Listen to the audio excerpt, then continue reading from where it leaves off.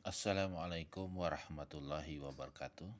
Kembali lagi bersama saya Mariansyah, guru matematika MTS Negeri 2 Banjarmasin. Kita masih membahas mengenai transformasi geometri, yang lebih khusus kita membahas refleksi atau pencerminan sambungan video yang kemarin. Nah, hari ini kita akan belajar mengenai refleksi atau pencerminan. Yang pertama adalah terhadap garis Y sama dengan X atau X sama dengan Y. Jadi kalau ada garis Y sama dengan X, itu sama dengan X sama dengan Y. Nah, garisnya seperti ini. Nah, garis inilah yang dijadikan nanti sebagai cerminnya. Ya kan, garis inilah yang akan dijadikan sebagai cerminnya. Gimana mendapatkan garis ini? Mudah saja, kita ambil ini. Berarti ini 1,1 titik ini. Titik ini 2,2, 3,3, 4,4 dan seterusnya. Begitu pula yang ke bawah. 0,0, negatif 1, negatif 1, negatif 2, negatif 2 dan seterusnya. Nah, kamu tarik saja garis ini, itu adalah garis Y sama dengan X atau X sama dengan Y. Oke, dia bolak-balik gitulah. Nah, bagaimana cara menentukan bayangannya? Misalnya kita ambil contoh ada bayangan titik A 1,3. Ini misalkan A-nya itu adalah 1,3. Nah, bayangannya itu adalah, kalian tentu masih ingat, bendanya itu harus tegak lurus dengan cerminnya. Nah, jadi kalau ini sebagai cermin, maka kita bikin garis segini. Nah, ini harus tegak lurus dia. Nah, itu. Dia harus tegak lurus dengan cermin. Ini ada tanda siku-siku begitu. Harus tegak lurus dengan cermin. Kemudian jarak titik ke cermin itu harus sama dengan jarak cermin ke bayangan. Nah, jadi teruskan aja. Nah, dapatlah di sini adalah titik A, aksen atau bayangan dari A. Nah, tinggal menentukan A aksennya ini berapa. Nah, kalau lihat di koordinat ternyata A aksen itu adalah 3,1. Nah, lihat. Terbalik kan? Nah, kira-kira apa kesimpulannya kalau melihat gambar seperti ini? Nah, oke, sudah dapat kesimpulannya. Jadi kesimpulannya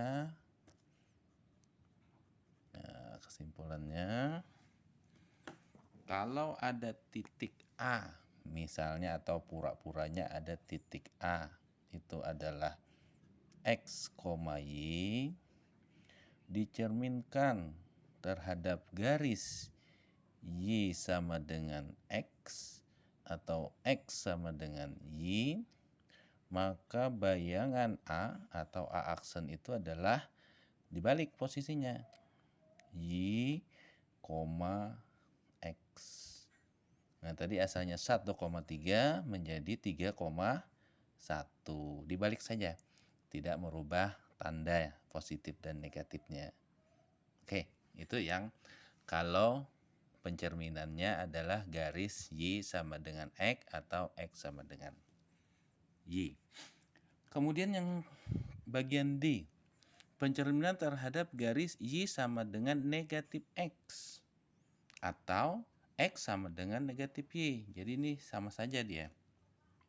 Nah, kalau yang seperti ini, nah, cara mencarinya itu adalah ini aja.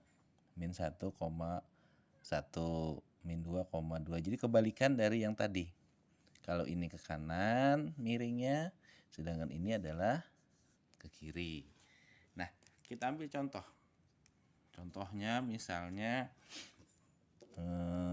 kita ambil di sini 4, negatif 4,2. Nih di sini. Misalnya titik B. Negatif 4,2. Bayangannya di mana? Kalau ini cermin, berarti bayangannya di atas sini kan. Nah, bikin lagi garis lurus yang tegak lurus dengan cerminnya. Nah, ini tegak lurus, kemudian sambung saja. jaraknya. Nah, ketemu situ. Nah, itu adalah titik B-aksennya. B-aksennya berapa? Kita lihat. Ternyata negatif 2,4.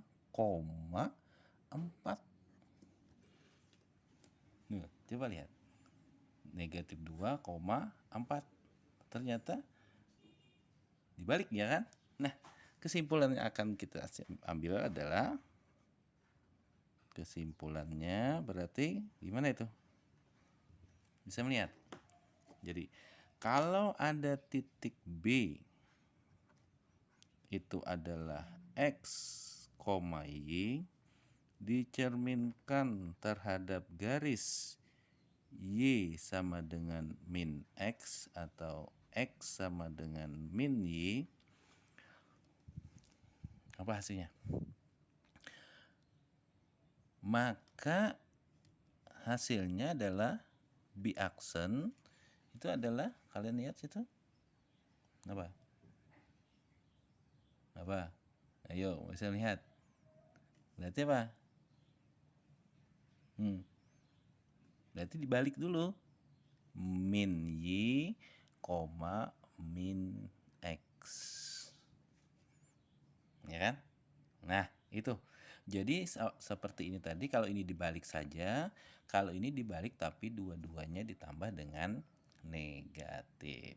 Oke, sampai di sini dulu perjumpaan kita. Semoga bermanfaat. Assalamualaikum warahmatullahi wabarakatuh.